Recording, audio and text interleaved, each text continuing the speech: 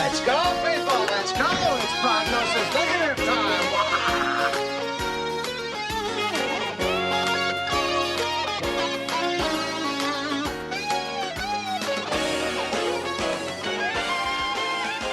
Hi, this is Eric, and welcome back to this Prognosis Negative presents the 5th Cinema Quickie here on the pod. It is another scorcher here in the parking lot today, so I will try to make this quick and to the point. I have just seen The Sound of Freedom, and you may have heard some things about this movie, and maybe you haven't, but let me just say that I've been sitting here for a while in the parking lot, just kind of pondering the whole experience, because this movie, if you're going to go see it, you should already know that it's a pretty serious, somber, heavy topic. And when you start watching the movie, I mean, you can feel that right from the opening shot, the opening scene. But even that being said, it's really not even until you get to the very end and post credits, at least for me, speaking for myself, that then you start to confront like your feelings and your reflection over the movie. So what's pretty crazy about this is that it is based on a true story. And it's kind of weird to say that and know that, because while I'm watching the movie and watching things unfold, my mind would forget and would just, like, my mind went into like, this is fiction, maybe based on real events, but this is a fictional guy, it's a fictional situation, it's a movie.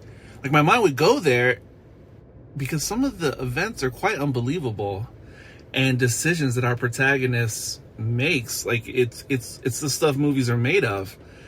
And so I'd have to keep reminding myself throughout the movie that, wait, this is real though. I mean, this really happened. These are actual events. And that's really crazy. And you kind of, well, at least for me, I like I said, my brain would doubt it at times because some of it seems so fantastical. And there's two movies that come to my mind that kind of relate to this movie. And one might seem like an obvious comparison, and the other one might just be like, wow, really?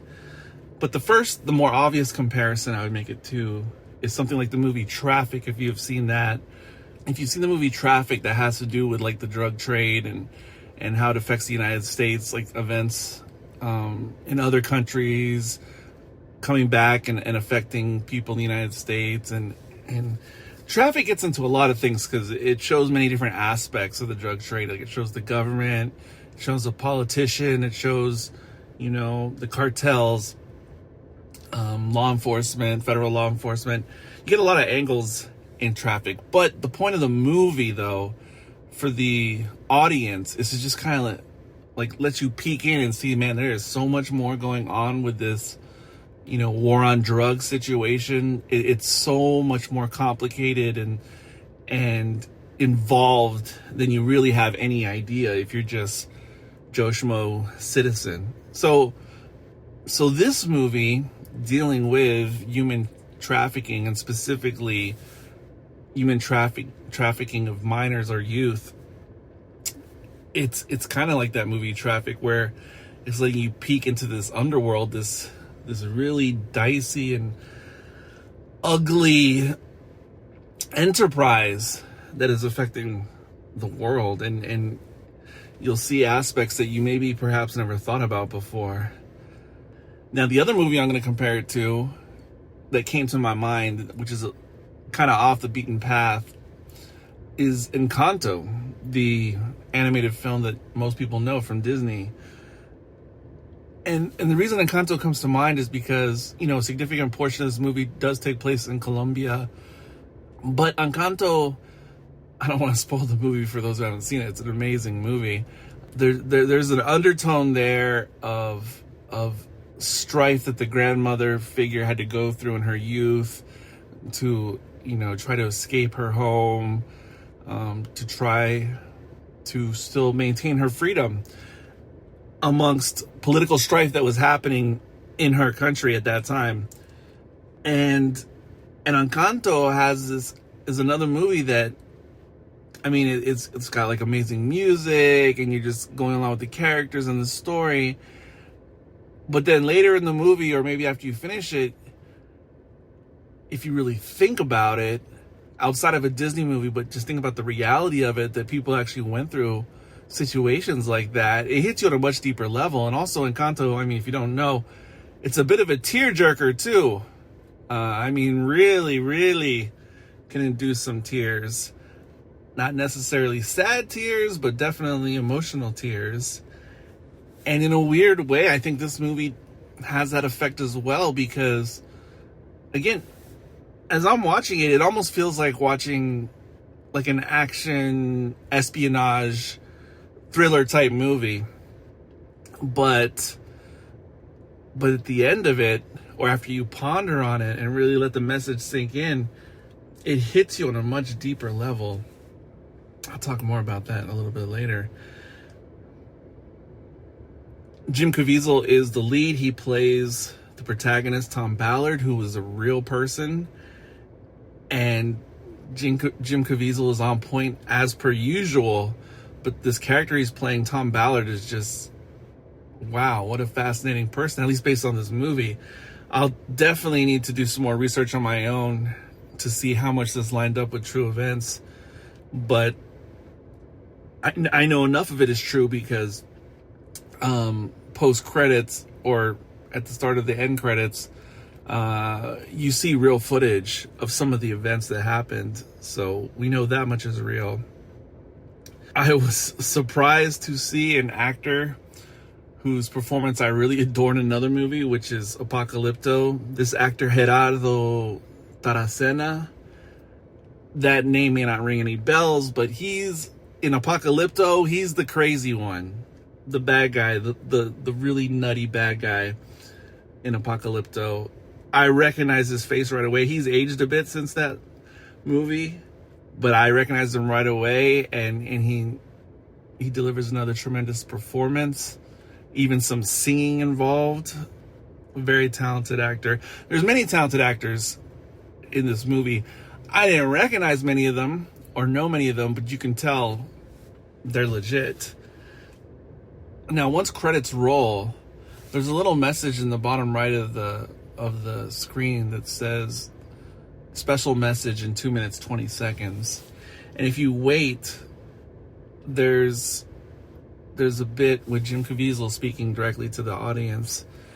And it may seem kind of hokey to have the actor kind of make some statements at the end of a movie, but it is still powerful what he has to say. And I have to say, this movie, in the theater where I just happened to watch it today, it was a completely packed house. All right. And pretty much everyone stayed for that message. And you know, he's just talking about some of the difficulty. This movie was actually made and finished 5 years ago, but it took them all this time to try to get a distributor and to jump over a bunch of red tape to actually get the movie released, because apparently there were forces out there that didn't want this movie to get publicly screened or to see the light of day. So that's another remarkable thing. Now, you may have heard some things about this movie in the press or on social media or whatever, and you may be a little bit scared because it may seem like this is being promoted as a religious film. And once you say something like that, people start having a lot of preconceived notions about what a religious film is or what it means. And it's true, there's a lot of marketing that's been gone through religious organizations, and there is a type of appeal for religious audiences. But rest assured, this is a standard movie in every sense of the word. Like, there's nothing about this that would make you think that it's anything other than a standard quote-unquote Hollywood movie. The cinematography is absolutely on point. It's mostly shot on location, in Central and South America, you really get a feel for the multiple countries that the story takes us to. It's a completely legitimate movie in every way. The soundtrack is really, really well done with the music that's throughout the movie. It's completely on point. To say it's a religious movie, you know, there's a certain quote in the movie that I don't want to say, but it's basically like the tagline.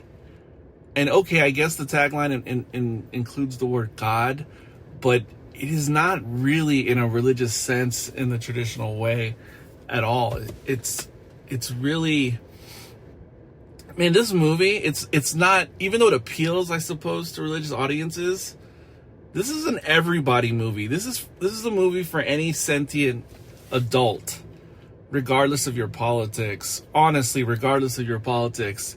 Like, if you're not on board with like the message of this movie, you need to like look in the mirror and spend some time with some self-reflection. I mean that completely, because I don't know how you could not be on board with the protagonist and the overall message of this movie. You're really painting yourself a corner if you think that there's some kind of blasphemy going on with this production. So do not let that sway you. It's a movie with a really important, powerful message. Now, how am I going to rate this? I'm going to rate this movie based upon Timoteo medallions out of 5. And as I was watching the movie, it felt like a solid 4. But once I started to let it all sink in with the post-credit message I spoke of, and then just kind of walking out of the theater, it's powerful. It reminds me of some of the most powerful movies I've ever seen in the theater, to be honest. That hits on a different level besides entertainment. A level that hits you like below the skin, that almost like hits you in your soul. So I have to give it a 4.5 out of 5, because that is not an experience that happens too often in that kind of way on this kind of subject. And for a movie that is so deep and heavy, like the subject matter, it's actually crazy that there was like 2 or 3 times where people chuckled at quote unquote funny moments. This movie is not comical or funny in any way, but it was just remarkable to me that people could actually have moments of levity at times. It's just interesting. I don't think anyone in the movie theater was disappointed with the movie by the time it ended. I think it was a full house that was, taking it all in, kind of like how I was. So, I mean, there you have it. I guess you could wait for this movie to stream if you're not that curious. But this is a rare time when I would say this is a movie that people should support. Actually go out and support and pay some money to see it at a cinema. That may sound silly, but if you watch this movie, tell me if you think it's silly after you've seen it. The idea that people in general should support this movie. All right, I don't want to feel like everything's getting real serious right now, so I'm going to close it out. But I don't know, this movie is very affecting, and I'll leave it at that. So closing out the show today, this is Eric, and the parking lot is yours. Prognosis negative.